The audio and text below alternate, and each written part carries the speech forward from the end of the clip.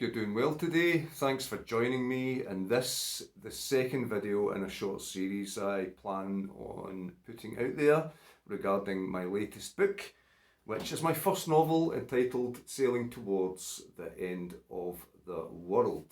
If you want to tap into the content, hit the subscribe button. If you like the content, give it a thumbs up. If you don't like it, give it a thumbs down. If you've got any questions or queries or even observations, please feel free to leave them in the comments section below. The book itself is available on Amazon, and you can also obtain it in certain other bookshops. You can also obtain the book from me myself. I'm more than happy to send you a signed copy with a personal message inside of your choosing. Again, if you'd like to arrange that, please shout out, get in touch on the comments section, or you can send me an email which is on my email address of johnglenhughes@mail.com. Okay, so today's theme is going to be focusing on some of the less positive aspects of the themes of the book. The book does contain violence. It does contain underlying themes of child molestation, self-harming, post-traumatic stress, depression, and a small section of eroticism. And that is the section I would like to address today chiefly. The section which contains the erotic element is in chapter 6, and I have to be honest and say that I found it quite uncomfortable to write that section myself. I don't want to come across as being lewd or crude, and perhaps those who know me on a personal level will have found it most uncomfortable to read. I did swither about whether to leave it in or not.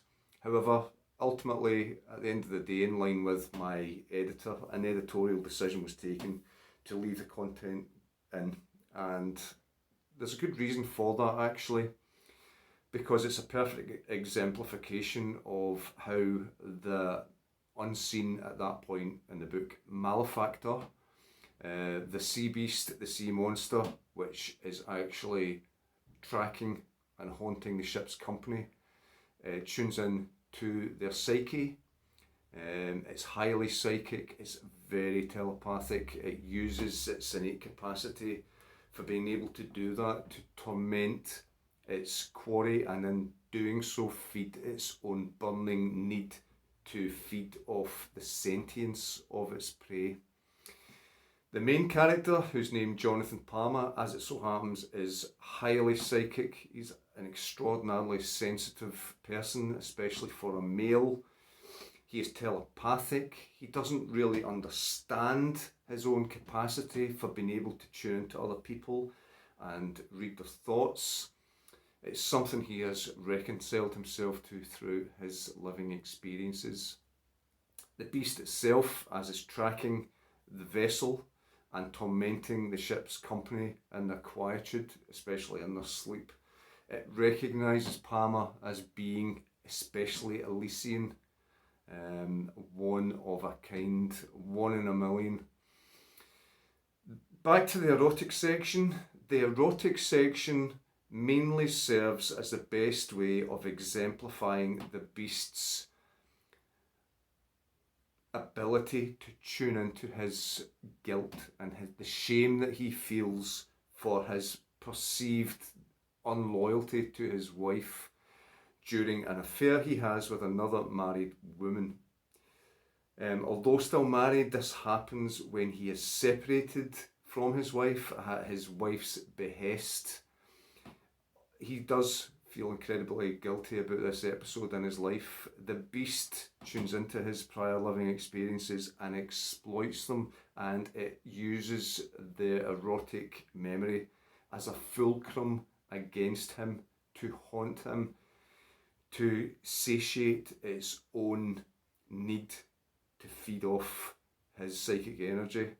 And that really is the main purpose for the erotic section.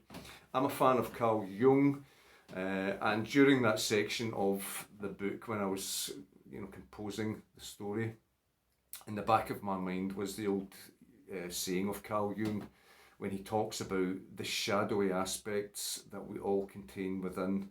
Even the best and most wholesome of people will contain a shadow, or the capacity for badness, or violence, or doing wrong.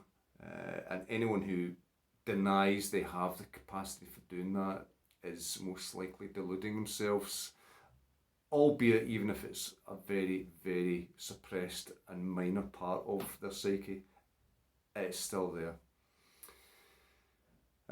So during the formulation of that section, in the back of my mind was one of Carl Jung's sayings, one of his quotes, which was, "Man must burn in his own immoral fire before he can rise like a phoenix from the ashes and evolve into something more than he was." And that sounds a bit obtuse, perhaps, but it is what it is. I can't make it anything other than it was. That was something that was I was conscious of during the formulation of that section. A friend of mine read that section of the book, and he did comment that he thought he had stumbled into 50 Shades of Grey. I apologise if you find it uncomfortable. I found it uncomfortable to write it, because as a writer you kind of almost have to get into the role. It's like being an actor in a movie. You have to, on some level, your consciousness, the creative process takes you into the role of the people that you're actually writing about. A bit like Robert De Niro when he played the boxer in Raging Bull. He put on 4 stone in weight.